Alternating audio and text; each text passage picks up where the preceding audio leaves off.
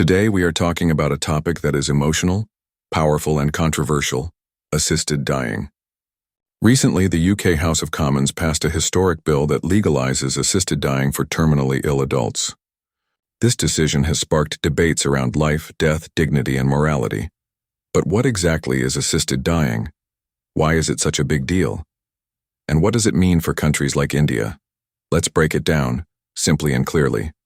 Assisted dying means helping someone end their life, but only when they are suffering from a terminal illness or unbearable pain, and death is near. There are two types of assisted dying. 1. Assisted suicide. A doctor gives the patient a prescription for a deadly medicine, but the patient takes it themselves. The final act is done by the patient. Euthanasia. A doctor or nurse directly gives the medicine that causes death. This is usually done to reduce pain and suffering. There are two kinds of euthanasia. Active euthanasia. Doctor gives an injection or drug to end life. Passive euthanasia. Life support like a ventilator is stopped or medicines are not given. Now let's look at what the UK's new law says. Only adults over 18 can apply. They must be mentally fit to make the decision. They must have a terminal illness and doctors must confirm they have less than 6 months to live. 2 doctors must double-check everything, including if the person is not being forced. An oversight panel will review each case before giving approval. There is a 14-day waiting period before the medicine is given. If the person is dying very soon, this wait can be shortened to 6 days. There are also strict punishments.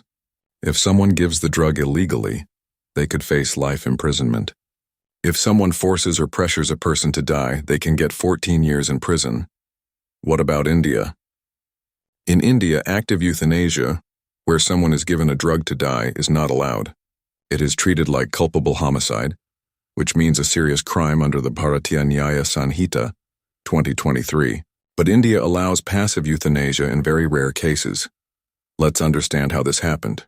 In 2011, the Aruna Shanbhag case allowed passive euthanasia, but only with High Court approval. Then in 2018, the Supreme Court made a historic judgment in the Common Cause case. It said that the right to die with dignity is part of our right to life, Article 21. It allowed people to make a living will. This is a document where a person can write their wish to not be kept alive on machines if they are terminally ill. In 2023, the court made it easier to use this right, but still active euthanasia remains illegal in India. Let's look at what other countries are doing. Netherlands, Belgium, Luxembourg allow both euthanasia and assisted suicide. Switzerland allows assisted suicide with medical presence but not euthanasia. Canada allows euthanasia even for some mental health patients, but this has faced heavy criticism.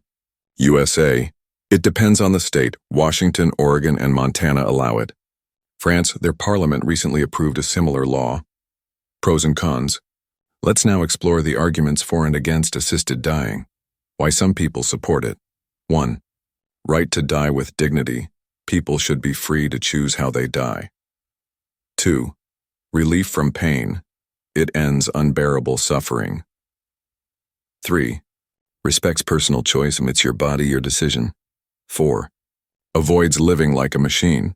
Helps avoid being in a vegetative state. 5. Less burden.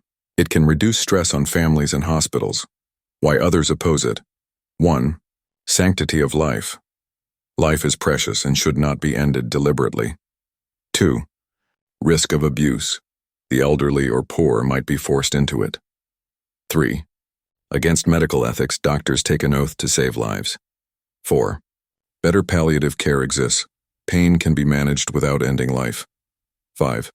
Slippery slope. Once legal, it might be misused in other ways. So here's the ethical debate.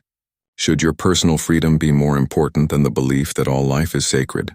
Can ending suffering justify helping someone die? Should doctors save lives always or help in dying too?